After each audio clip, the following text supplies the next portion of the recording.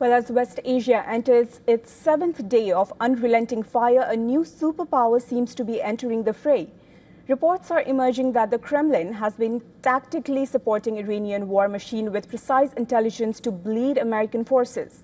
New reports from the Washington Post suggest that Russia is now acting as Iran's eyes in the sky. According to officials, Moscow is allegedly providing real-time satellite intelligence to target American warships and aircraft, and this is a move that marks the direct, albeit indirect entry of a nuclear-armed rival into the conflict. These are reports, and no official confirmation has been there yet, but the signs are already showing on the ground. Iran has been launching drones targeting U.S. bases. Iran has got advanced weaponry, including newer types of drones, and the Russians have got them all. If these reports are true, then the success of Iranian strikes, it's right there. It was earlier thought that Iran is just randomly firing swarms of drones, hoping to overwhelm the U.S. air defenses and hit their targets. But now it seems that Iran has got the backing of Moscow. As Trump promises a surge in attacks on Iran, the Iranian Revolutionary Guard, it seems, is using Russian data to slip through the gaps, hitting early warning radars and command cells with surgical accuracy. The Kremlin, on the other hand, says that Russia is in dialogue with representatives of Iran's leadership, but declined to provide further details when asked by reporters whether Moscow was helping Tehran. President Donald Trump has issued a chilling ultimatum that nothing less than unconditional surrender will stop the rain of fire. From the ruins of Beirut to the burning streets of Tehran, tens of thousands are fleeing the heaviest strikes since the war began. As Israel kills high-ranking Hezbollah commanders in Lebanon, Iran is firing back not just into Israel, but also striking U.S. bases into Kuwait, Qatar, and Saudi Arabia. The joint U.S.-Israeli aerial bombardment is right now targeted on Tehran, while B-2 stealth bombers drop 2,000-pound penetrator rounds to demolish Iran's hardened structures. Israeli jets are launching targeted strikes on Iranian missile and drone facilities as well. For more on this, joining us live from London is Jemima Shelley, Senior Research Analyst at United Against Nuclear Iran. Jemima, welcome to WION. Thank you for having me. Well, Trump's new ultimatum to Iran says that nothing less than unconditional surrender will do, and the goalposts keep changing because the rhetoric from Washington and Israel increasingly touches on regime change. So how much of the war is based on stopping Iran from getting a nuclear weapon, and how much is it about other objectives? Look, I think there are multiple and overlapping objectives here. Officially, the US and Israel have framed this conflict as preventing Iran from ever acquiring a nuclear weapon.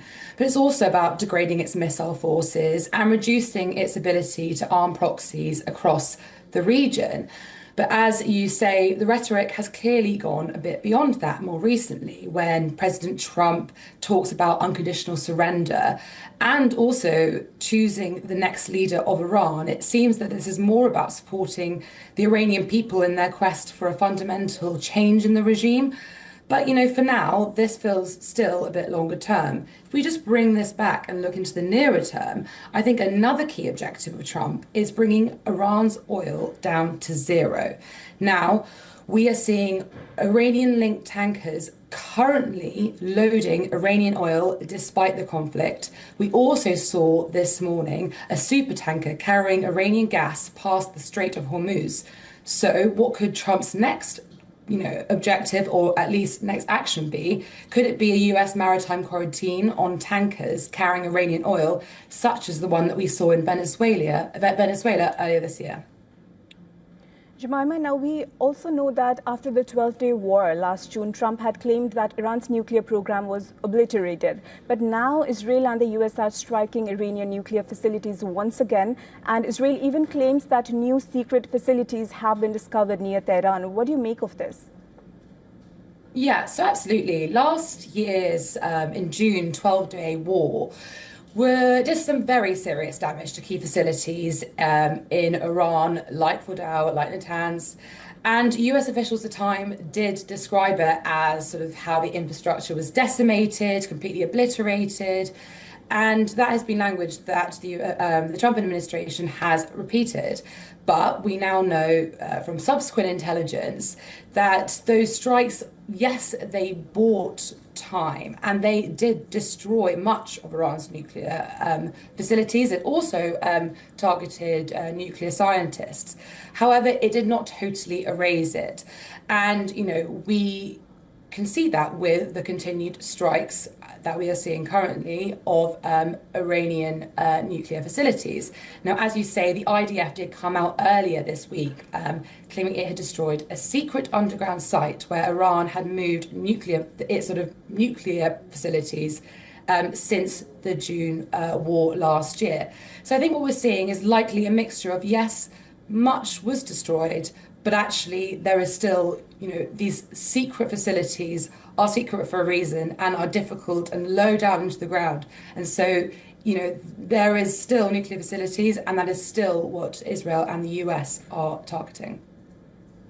Well, the International Atomic Energy Agency, the IAEA, says that Iran was not on the verge of building a nuclear bomb, but the US and Israel, they keep insisting that it was.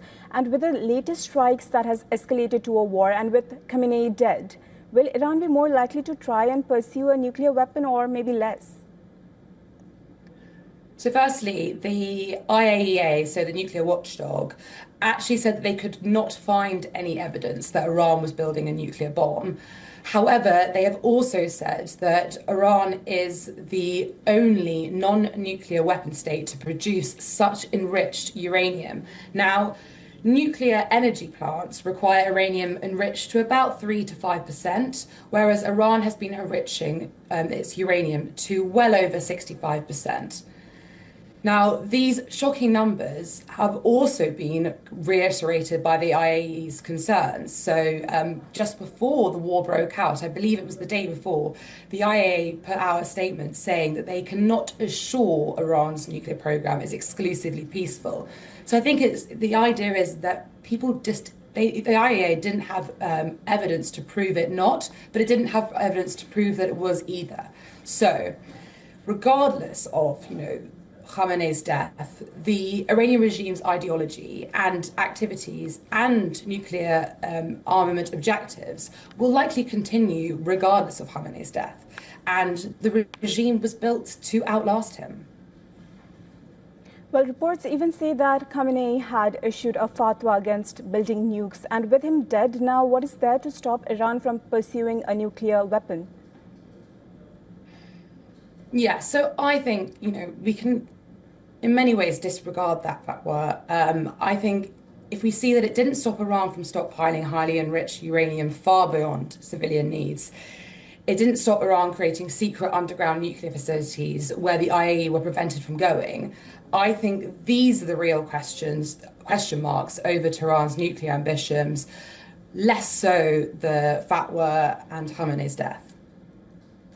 Jemima, I'd also like to get your insights on the European involvement in this war, because it has went way beyond West Asia and it is incorporating many countries now. Your thoughts on this? Yes, absolutely. And I think this is something that we've been hearing from the Trump administration is they're upset at how little support they had been received from European countries, particularly that of British Prime Minister Keir Starmer. Now, I think that whilst, they are being careful as to how much support they are giving, we have known that Iran has been planning on, that the US and Israel have been considering military movements in the last sort of 6 months. And yet most European countries seemed to be totally sort of shocked, surprised, and left completely unplanned for this when this military outbreak took place. And so I think this has been a very testing time for the US and European relationships. And I think there are a lot of European countries that are just initially were only giving condemnation or support. But actually, you're right. Now we have seen a little bit more of European armies getting their military assets into the region.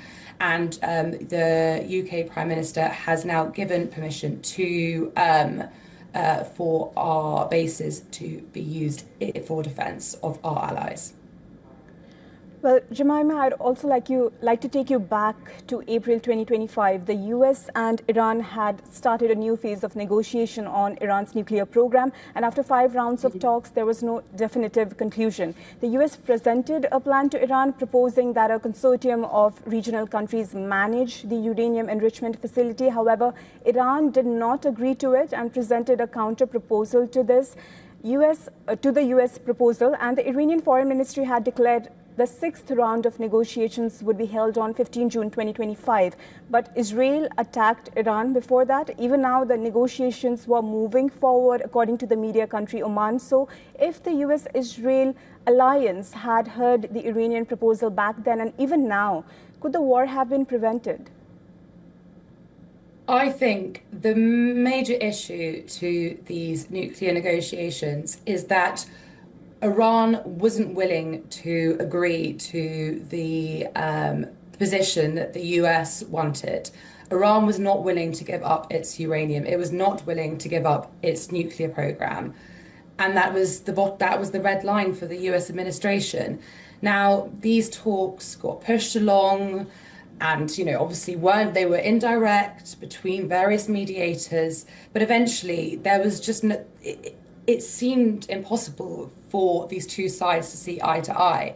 And frankly, that is why these conflicts have broken out, because they cannot agree. And Iran is not willing to give up its highly enriched uranium that could potentially be used for nuclear weapons. And that is, for the US, is just simply, was not going to be agreed upon by the Trump administration. Well, thank you, Jemima, for making time for us and joining here at WION World is One. Thank you.